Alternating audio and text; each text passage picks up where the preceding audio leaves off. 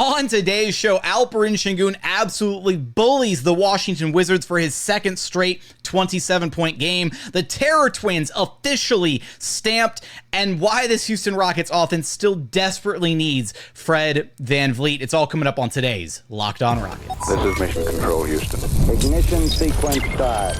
6, 5, 4, 3, 2, 1.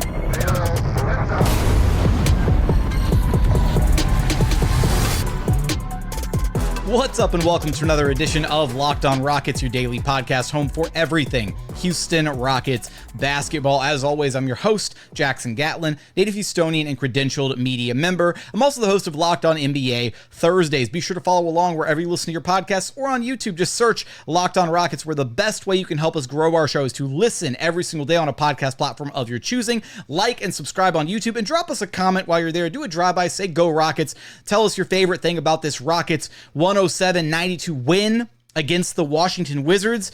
Talk about the wizard on wizard crime with Alperen Sengun just absolutely tormenting the Washington front court. The Terror Twins being officially stamped by the Houston Rockets broadcast. That's always fun. And then we got to talk about the Rockets offense and some of the ugly stints that we saw in this game and why this team still clearly needs the guiding hand of one Fred VanVleet. We're going to get to all of that on today's show. Now, today's show is brought to you by FanDuel. You can start the season with a big return on FanDuel. New customers can place a $5 bet, and you'll get started with $150 in bonus bets if you win your first $5 bet. Visit FanDuel.com to get started. And as always, thanks so much for making Locked On Rockets part of your day every single day, whether it's on your way to work, on your lunch break, in the gym. Thank you so much for being an everydayer. Rockets picking up the 107-92 win against the Washington Wizards, improving to 7-4 on the season, and doing it for a second straight game. Alperen Sengun just completely dominating. 27 points on 12 of 19 shooting, hit his only three-point attempt, hit 2 of 2 at the charity stripe, had 17 rebounds, 7 of them on the offensive side of the glass, had 3 assists, and 3 blocks in his 31 minutes played, was a team-high plus 22 in this game. Literally, started the game off on such a strong note, dunking on Alex Sarr to start the game, really setting the tone early that the Wizards weren't going to be able to do anything to stop him, and that proved to be the case throughout the entirety of this game. Don't know why the Wizards just neglected to ever double team or try to force the ball out of Sengun's hands. They're like, yeah, you got it, Sarr, right? And Sarr, unfortunately, really did not have it. He got absolutely bullied by Alperen Sengun. At one point, they tried Kyle Kuzma on Sengun. That didn't matter. No answer for Alperen Sengun. Got everything he wanted in this game. And it's fantastic to see Sengun really start rounding back into last season's form, especially on the offensive end, because he's really starting to put together this complete package when you also look at just how improved he is in so many other areas of his game. Yes, Sengun had a breakout season last year. He was clearly the Rockets' best player, and he had a bit of a rough start to this season, but it was largely just a lot of the bunnies and a lot of the usual shots that he would hit, right? The soft touch around the rim and even shooting the little flamingo shot, the mid-range, his little push shot. Things that he was doing so easily last season seemed like they weren't coming as naturally to him this season. And now we can look at it and just chalk it up to, he was in a bit of a slump to start the season. Everything looks like gravy right now. And you couple that with, so the offensive production is back to where it was, if not better. And then you couple that with the fact that he has absolutely leveled up again as a rebounder and as a defender. Sengun does so much good when he's on the floor for this Rockets team. The only thing left in his game would be for him to be a little bit more of a facilitator at times. And it's not for lack of trying. It's just nobody on this Rockets team can hit threes. That's basically it, is this Rockets team is so awful when it comes to shooting the basketball. Sengun should realistically be flirting with, a stat line somewhere in the realm of, I don't know, what's he actually up to averaging right now? He's sitting on 17.8 points per game, 11.5 rebounds per game, and 3.8 assists. There's no reason why Sengun shouldn't be averaging 5 or 6 assists a game at a minimum. The Rockets are just one of the worst three-point shooting teams in the NBA, so there's a lot of missed opportunities, a lot of points left on the table by this Rockets team, who, by the way, in this game shot just 21.7% from downtown, 5 of 23. What in the 90s brand of basketball is a 5 of 23 stat line from beyond the arc? I don't know, but Lord deliver me from these Houston Rockets that aren't even generating threes, more on that later, and aren't hitting the ones that they do get. It's a little ridiculous, but I'm falling off the beaten path here. Look, this was a game where the Rockets didn't completely blow out the Wizards, but they were firmly in control of this game. They built up a steady lead over the course of the game. They got to the free throw line a ton, 25 trips, hit 22 of them, so 88% shooting there. That's a great sign. And, the Rockets were the aggressors in this game. They never relinquished the lead. It was a wire-to-wire win. They went up by as many as 15 points. There was a little bit of an ugly stint at the top of the fourth quarter, some turnovers, some, the offense stalling out without Alperen Sengun on the floor. More on that in just a moment. But Ime Udoka threw Alperen Sengun back in the game with 7-8 minutes left, in the fourth quarter. And the Wizards had made a little bit of a push, cut it to a 6-point game. And Ime just killed him with a steady diet of Alperen Sengun. And that's how it should look, right? You have your best player, give him the ball, let him go to work. And Sengun did just that. He had 13 of his 27 points in the fourth and final quarter. And he kind of cakewalked the Rockets to the finish line because, again, the Wizards had no answer for him. So, again, some wizard on wizard crime here in this game.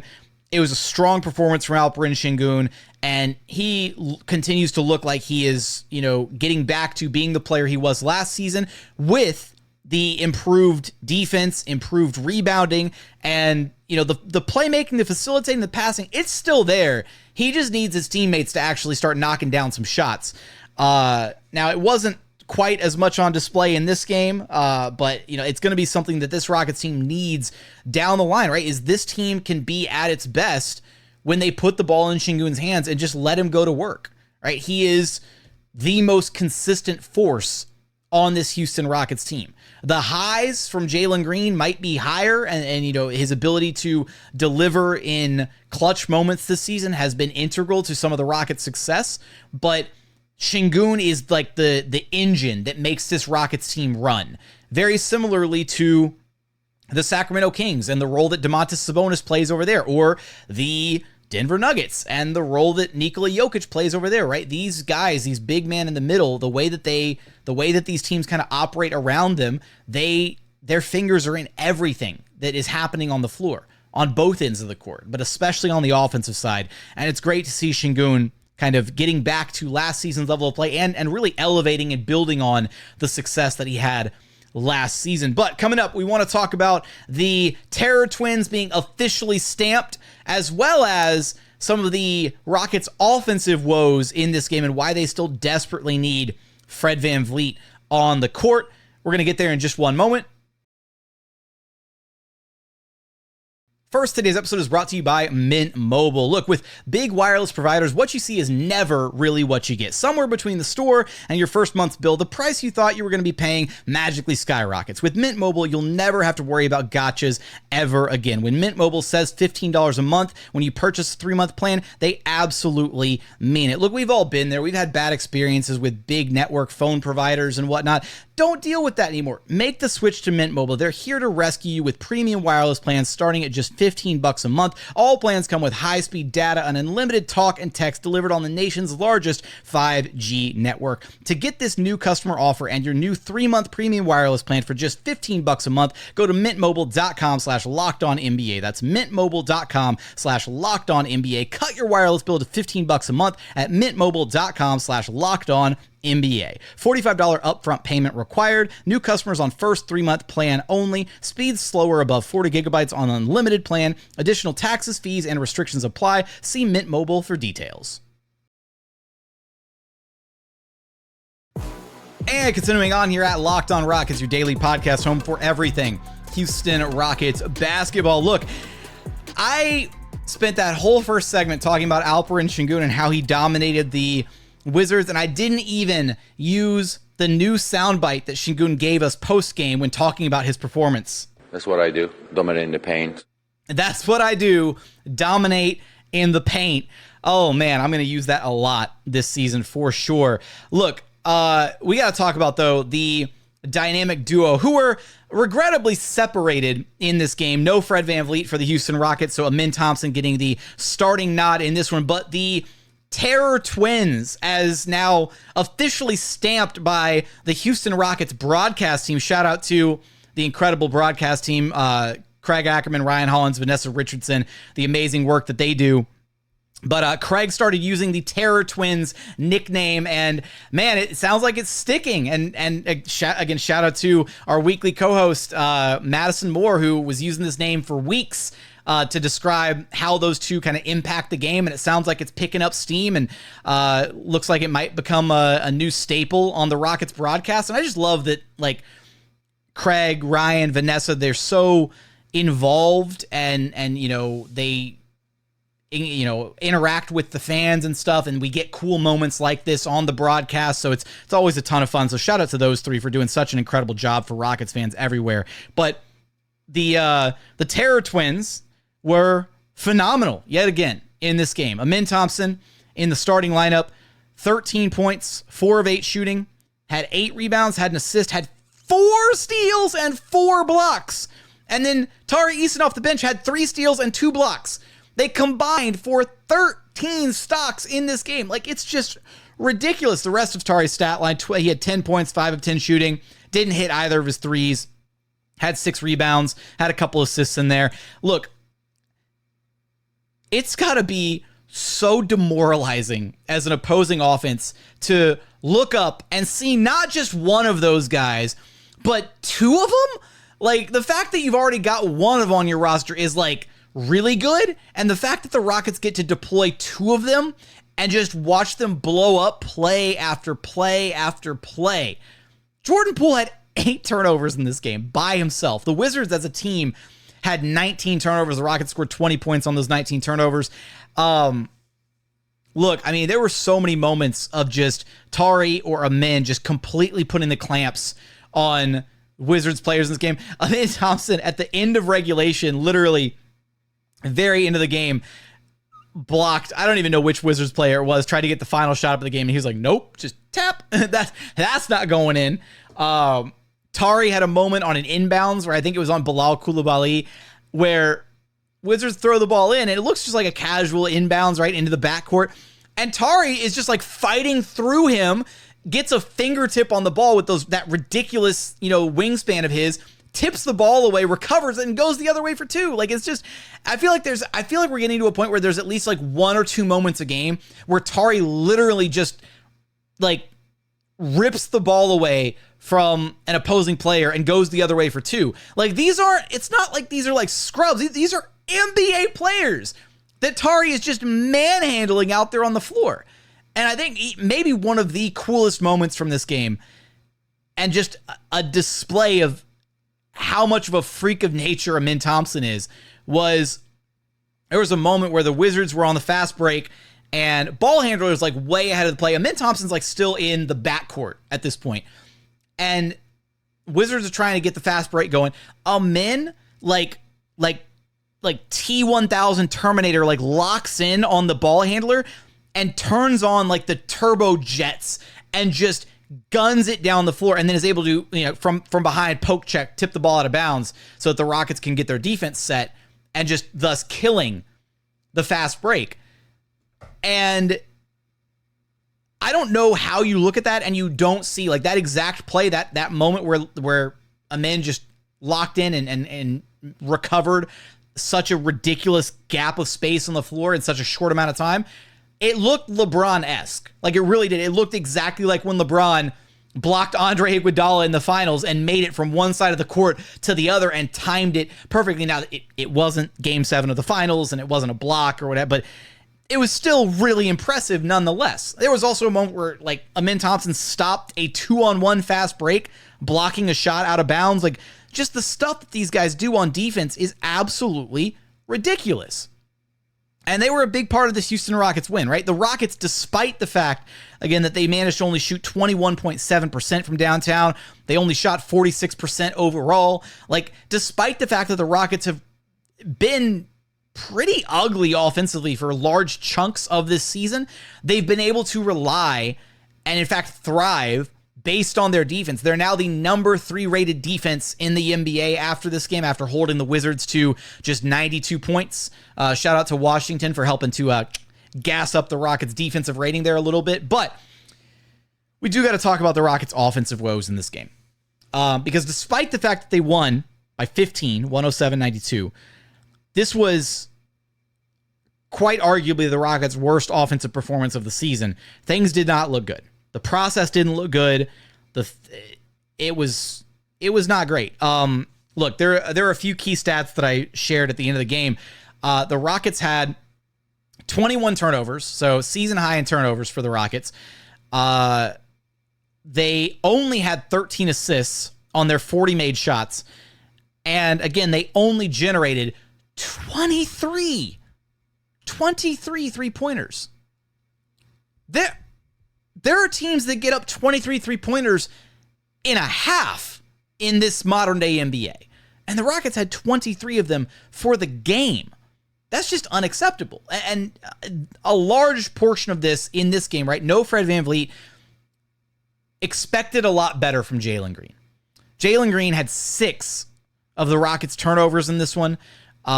He finished with 18 points, but it took him 15 shots to get there, so the offensive efficiency was kind of all over the place. Only 1 of 6 from downtown. He did get to the free throw line 5 times, hit all 5 of those. He had 4 rebounds, he had 2 assists, a couple steals, but this was not a great performance from Jalen Green. And if this Rockets offensive performance had happened against like literally any other team in the NBA, I don't think we're talking about a win right now. I think we're talking about a loss, probably. Like this is... I mean, they completely stalled out there at the top of the fourth quarter, couldn't get anything going offensively until Alperen Sengun got back in the game.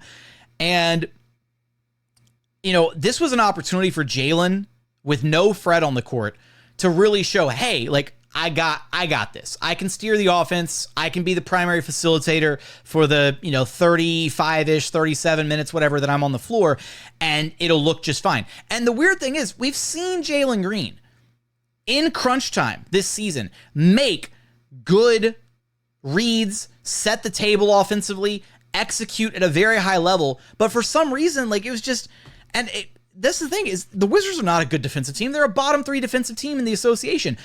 A lot of these turnovers were like unforced. They were just like sloppy, kind of careless turnovers, or just turnovers where he was being super like loose with the ball. Again, Jalen needs to tighten up his handle. Like, absolutely. That probably needs to be like the next step in his game, is if Jalen can tighten up his handle and have the ball in a bit more of a string rather than being so casual with it at times, then it's going to unlock more for him to be able to really maneuver and navigate and kind of hit some of those angles that you see other star players and how they manipulate defenses, right? The way that SGA is able to get to whatever spots he wants to on the floor and then contort and twist and, fake out defenders and get them up in the air and stuff like that. He's only able to do that through traffic a lot of the times because he's got a great handle on the basketball. Like, Jalen Green has a long ways to go before he can get to that point, but it was just disappointing. It was just disappointing to see that kind of offensive performance from this team. And again, it reinforces for anybody who's sitting there saying, oh man, I want, Fred VanVleet needs to play less, or Ime needs to hold him accountable like he does the other guys on the roster. Look, if, one thing Fred VanVleet does, even when he's, not hitting anything from the field, when he's missing all his shots, whatever, he takes great care of the basketball. He really does, right? And he does a good job of getting the Rockets into their sets. He does a good job, trying to identify, okay, hey, we're running this play for this guy. We're setting the table for guys, that kind of thing. So Fred does still bring that to the table. And clearly this Rockets team still needs that. They're still kind of, overly reliant on Fred to an extent. There's also a level of like just having Fred out there, I think, kind of calms everybody down a little bit. He's able to kind of rally the troops. And even if Fred isn't the one like directly responsible for walking the ball up and initiating the offense, even if he's letting Jalen steer the ship, even, you know, at the end of a close game or whatever, having Fred out there to kind of coordinate the troops, make sure guys are in the right spot, right, communicating with everybody, it's big. There's a reason this team still needs Fred VanVleet in a big capacity. But at the same time, I think you can also offset that a little bit as evidenced by playing through Alperen Sengun, right? Like Sengun, you can give him the ball and you can let him go to work. And Sengun is a capable decision maker in his own right. Now, he's not perfect. And there's definitely times where if teams are double teaming him or trapping him or whatever, that he needs to be a little bit quicker with his decision making, especially passing out of double teams on the block. But overall, like, you don't have to have this like insane over-reliance on Fred VanVleet. And this was a learning opportunity for the Rockets to try and show, hey, yes, having Fred is great, but we don't need Fred. This team clearly still needs Fred to help them set the table and make sure that they don't have another game like this where they have, 20 some odd turnovers against one of the worst defenses in the NBA. Coming up, want to share final thoughts from this one. Some of the notes from some of the bench guys in this one. Steven Adams going up against Jonas Valanciunas. A lot of beef there between those two guys. Reed Shepard having some moments in this one, tying his career high. And Aaron Holiday getting the nod with no Fred VanVleet. We're going to get there in just one moment. First, today's episode is brought to you by FanDuel. Get ready to tackle the NFL action with FanDuel, America's #1 sportsbook. Right now, new customers can bet $5 and get $150 in bonus bets if you win. The FanDuel Sportsbook app gives you everything you need to place live bets on the NFL all in one spot. So if you get a hunch in the middle of the game, you can check out the latest stats, view live play-by-play, and so much more on the exact same page where you actually place your bets. Just visit FanDuel.com to join today. While you're there, check out all the different odds they have. Check out their parlay builder, different season awards, or the outright favorites to win this year's Super Bowl. Right now, the Chiefs plus 420. They've been leading the pack all season. The Lions right behind them, though, at plus 480. The Ravens plus 600. And rounding out the top five, the Bills at plus 800 and the 49ers at plus 1,000. So again, for all those odds and so much more, head on over to FanDuel.com. Never waste a hunch and make every moment more with FanDuel, an official sportsbook partner of the NFL. And final segment here at Locked On Rockets, your daily podcast home for everything Houston Rockets basketball. All right, I didn't tease it coming into this segment, but we also got to talk about Jabari Smith Jr. Look, I'll start with Jabari. It continues to be rough. Look, he was active on the glass this game. He had 11 points. He got to the free throw line 6 times, hit all 6 of them. And that's an encouraging sign for Jabari. The aggression from Jabari, trying to somehow get himself going, but 1 of 7 3-point shooting. Like, I don't know what's up with Jabari's shot. Like, it just, and again, going back and looking at how he looked in college to how he looks right now. First off, the confidence is just like completely shot. Like, in college, Jabari had this like swagger, this like, this just unshakable resolve where he was the guy in college. He was him in college. And even looking at his shot in college, it looked like his 3-ball had so much more arc on it. And I know some people have used the excuse of like, oh, well, the college 3 is shorter than the NBA 3 and he's still, adjusting to the difference of it or whatever, and that's why the shot looks flatter. There's literally like highlights of Jabari Smith Jr. shooting threes in college from NBA range, and there's just like so much more arc on his shot. I don't know what happened to it, but it's like he's like firing these like straight line drives at the basket with just like very little arc on them. And again, no idea what it is. I don't know if it's tired legs, if he's tweaked his form or whatever. I hope it's just a shooting slump, man, because like the Rockets can't keep doing this. They can't keep having performances from Jabari where he's 1 of 7 shooting, 2 of 10 overall. And I hate that we keep having to revisit this topic, but I really do think that it's tough out there for Jabari in the Rockets system where, a lot of the offense goes through Sengun and Jalen. Fred needs his touches, and he's going to dictate the offense, and the ball's going to be in his hands a lot, so he's kind of in rhythm and feeling it, and he'll get his opportunities when he does. Dillon Brooks is going to Dillon Brooks occasionally and take over and, have moments where he takes some of his shots. So it's really tough for Jabari in that starting lineup to be able to get the looks that he probably needs to get to feel like he's in rhythm, right? To break out of a shooting slump. It's really hard to break out of a slump if you feel like you're never in rhythm. And even in this game where there was no Fred VanVleet, where there were potentially some opportunities for Jabari to maybe, be more of a focal point offensively to have those reps where you just throw him the ball and let him kind of go to work, it still didn't look great. I really think there's merit to the idea of, look, even if you don't straight up swap them, even if you don't plug Tari into the starting lineup and move Jabari to the bench, which I still think is honestly, like, it's only a matter of time before that switch ultimately happens this season. At this point, make Jabari the first sub in the game. Like, bring Jabari out first before anybody else. Do it early in the game. Do it 4 minutes in, 5 minutes in, whatever. Get Tari into the game immediately.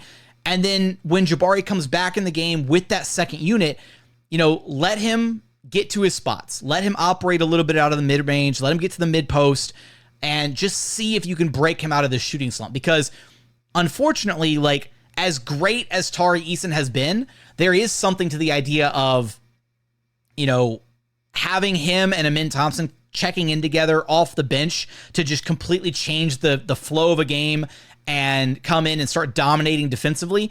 That helps a ton, right? That's a haymaker that not a lot of other teams have. Between Tari and Eason, Eason didn't come off the bench in this game, but I have no issues with saying that there is not a better duo of players coming off the bench anywhere else in the NBA. The Rockets have the best duo off the bench of any other team in how they impact the game at such a high level. And so I understand not wanting to sacrifice that, but at the same time, you've got to find a way to at least also minimize some of the damage that Jabari is doing while he's in there. Because at this point, it's just not looking great. I hope he turns it around. I hope he finds the shot sooner rather than later.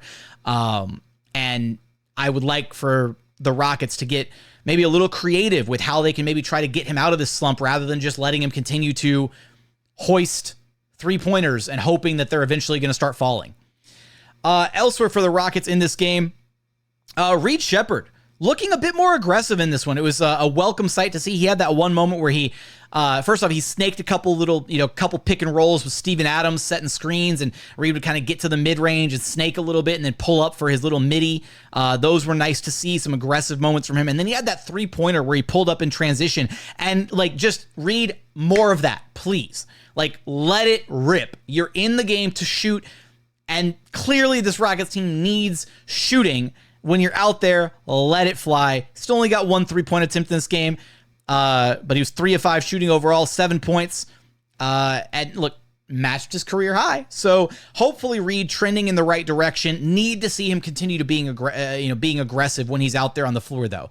That's how he's going to earn even more minutes. And even if it's just, hey, I'm going to run pick and roll and get to my little elbow jumper, and I'm going to sink 4 or 5 of those a game, be TJ McConnell light. I don't care, but be more aggressive offensively. I think there are times where Reed is too focused on making the right play instead of just playing freely and letting the defense dictate what he's going to do, or him just dictating what he wants to do to the defense. More, probably a better way to phrase that.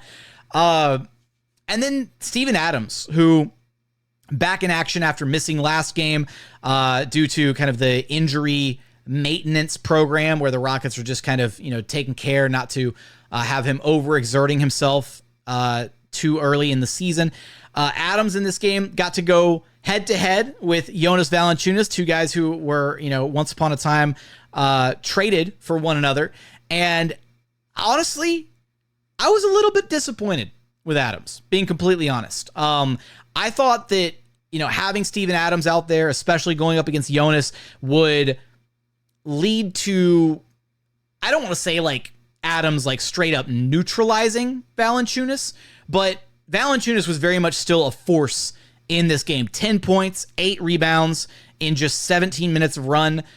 I kind of was hoping that Steven Adams would be able to more so offset some of these bigger, bruising, lumbering bigs. That's the whole point in having Steven Adams, is for him to have those opportunities against those really big-bodied centers that Alperen Sengun definitely struggled with at times last year.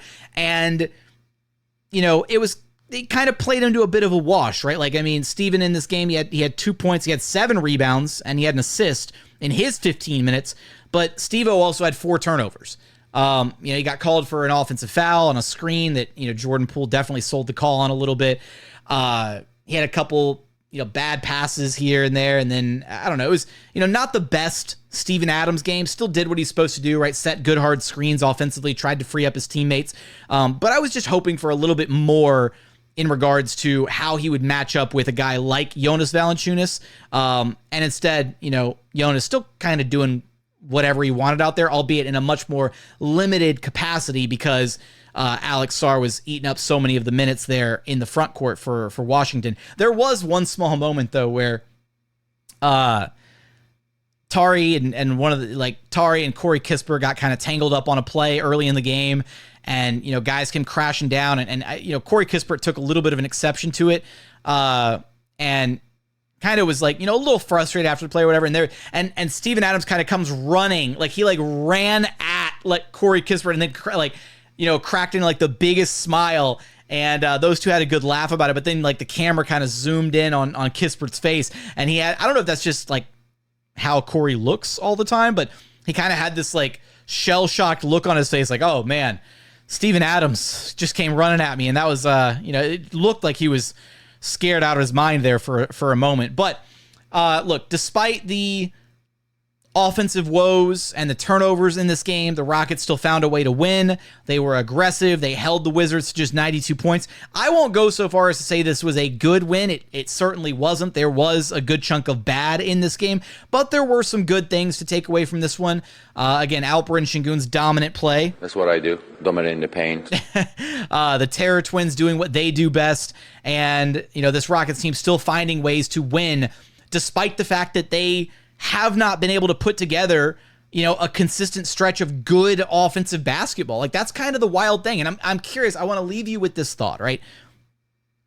Is it encouraging or is it concerning that the Rockets are playing the way they are right now offensively and still winning games? Is it encouraging that we have that, down the line they can, regress to the mean, start shooting better from 3, generating better offense, and keep that consistent with their defense and build on that? Is that a positive, or is this negative? Is this a major concern that, oh man, what if this Rockets team never does get better offensively, right? What if this is just what this team is this season? I mean, they've got a lot of shooters who are struggling up and down the roster, and if they can't get to a point where they can reliably hit from outside, then it makes it really easy to game plan for, and other teams are going to crack the code on how to stop the Rockets, and it's not going to look pretty. I am very curious your thoughts. Give me your feelings on that one.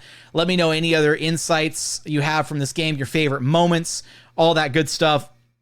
As always, thank you so much for checking out the show. Remember, the best way you can help our show grow is to listen every single day on a podcast platform of your choosing. Like and subscribe on YouTube. Drop us a comment while you're there. Subscribe to the new daily Locked on Rockets newsletter. All that good stuff. But as always, thank you so much for watching. Thank you so much for listening. We look forward to having you back right here at Locked on Rockets, your daily podcast home for everything Houston Rockets basketball.